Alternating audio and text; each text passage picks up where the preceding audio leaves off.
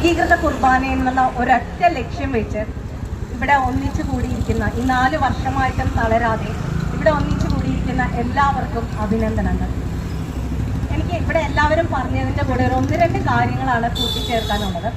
നമ്മൾ ഈ ആരതി പൂജ കഴിഞ്ഞ ആഴ്ച നടന്നു, നമ്മൾ അതിനെപ്പറ്റി സംസാരിച്ചു.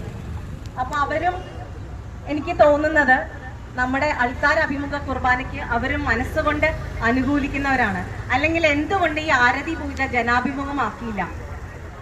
അവര് ജനാഭിമുഖമാക്കാതെ അവര് കളിയാക്കി പറയുന്ന ഭിത്തി കുർബാന അങ്ങോട്ട് അൾത്താരയിലേക്ക് അർപ്പിക്കുന്നതിനെ ഭിത്തി കുർബാന എന്ന് പറഞ്ഞ് കളിയാക്കുന്നവര് ആരതി പൂജ എന്തുകൊണ്ട് ജനാഭിമുഖമാക്കാതെ അൾത്താര അഭിമുഖമാക്കി നടത്തി? അത് നമുക്കുള്ളൊരു അംഗീകാരമായിട്ട് വരിക. അപ്പൊ അവരും മനസ്സുകൊണ്ട് അവർക്കറിയാം. പക്ഷെ ഈ ഒരു വൈദിക ലഹളയാണ്. ഇപ്പൊ ഇവിടെ കൂടി നിൽക്കുന്ന പലരും, ഇൻക്ലൂഡിങ്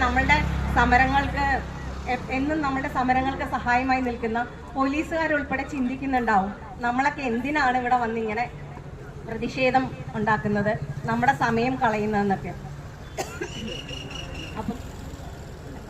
അപ്പൊ അതിനുള്ളൊരു കാരണം എന്താന്ന് വെച്ചാൽ, മാർപ്പാപ്പ കൽപ്പിച്ചൊരു കാര്യം ലോകം മുഴുവനും, ഞാനിന്ന് നമ്മുടെ അറിവിലേക്കല്ല, ഇവിടെ ഇതിലെ പോകുന്നവരുടെ അറിവിലേക്കും കൂടെ പറയാണ്.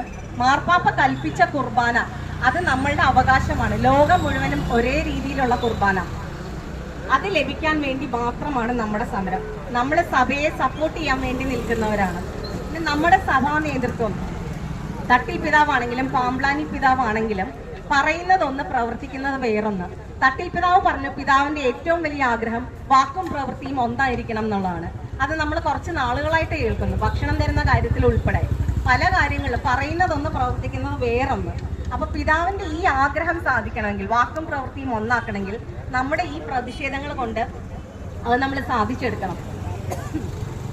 ഇനി ഒരു കാര്യം നിങ്ങളുടെ എല്ലാവരുടെയും ശ്രദ്ധയിൽപ്പെടുത്താൻ ആഗ്രഹിക്കുകയാണ്. നമ്മുടെ ഈ 4 വർഷമായിട്ട് ആവർത്തിച്ച് അന്ത്യശാസനങ്ങൾ പലതവണ കൊടുത്തിട്ടും ഇതുവരെ ഒരു കുർബാന പോലും ചൊല്ലാത്ത കുറെ അധികം മഹാന്മാരായ വൈദികർ നമുക്കുണ്ട്.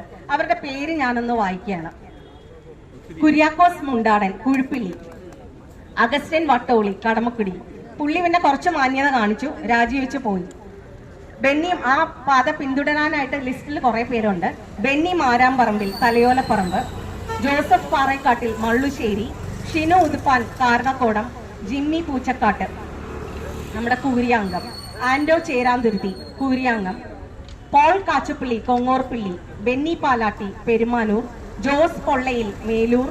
ഫ്രാൻസിസ് അരീക്കൽ, കിഴക്കമ്പലം. തോമസ് മങ്ങാട്ട്, ബെസ്ലിക്ക.